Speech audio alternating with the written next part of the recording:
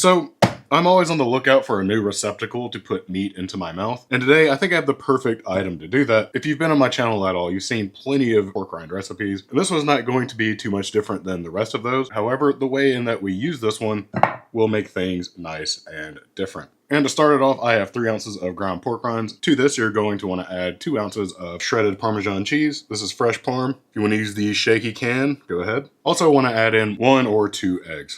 So you want to start with 1, then mix it, and then we will see if we need to add more, because I do want this to be a workable type dough. So get your fork and fork the shit out of it until it is combined. After forking mine for a bit, I think it's still extremely dry. I'm gonna go ahead and add a second egg and continue forking.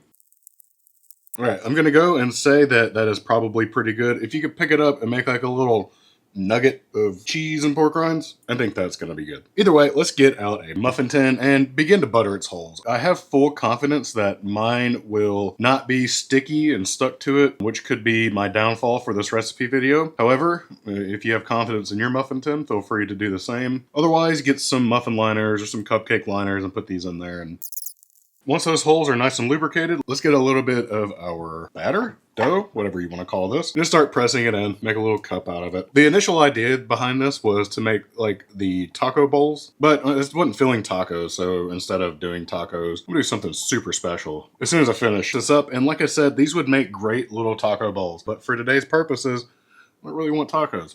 I'm filling cheesesteak. So I'm gonna get these into the oven at 350 degrees Fahrenheit for about 10 minutes or until the edges are looking nice and crispy. These can rest, and while we're letting that rest, we can go ahead and make our cheesesteak filling. And for this one, I'm gonna be using these Philly Gourmet 100% pure beef slice steaks. Make 6 sandwiches, apparently. I have 2 of these just in case it does not make anywhere near 6 sandwiches. The ingredients just say beef. Actually, just beef. Anyways, get your pan over medium-high heat, start getting it warm, and err on the side of caution. I'm gonna add just a little bit of bacon grease to this. And this is what our Philly steaks are looking like. If you want to use steakums, if you want to use real steak, that's fine too. It's not really gonna matter to me. But get them all in there. Go ahead and start moving this around and chopping it up. Might have to flip it. Get it chopped up. If we do want to season it up, use whatever you want. I'm gonna use some steak dust for this, as well as a good bit of onion powder to get that authentic Philly flavor. Probably, I don't know, like a half teaspoon. Let's get that all chopped up, mixed up.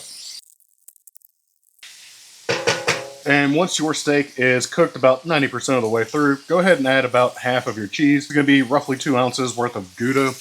Use whatever type of melty cheese you would like. No matter what you choose though, just get it melted in and remove it from the heat. And now that these have cooled off, we're gonna work on getting these out of here. Just take like a butter knife or or the handle of a spoon or something like that, and just work your way around it. It should pop right out. It should look like a little cup.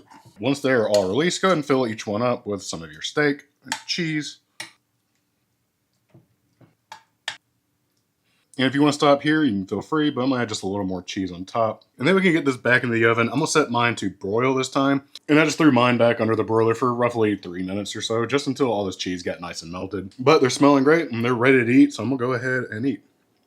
And that's what it should be looking like on the inside. It's got a great flavor. The onion flavor from the powder comes through great. It's seasoned well enough. The cheese is just cheesy enough. It's not overbearingly heavy. It's got a great flavor.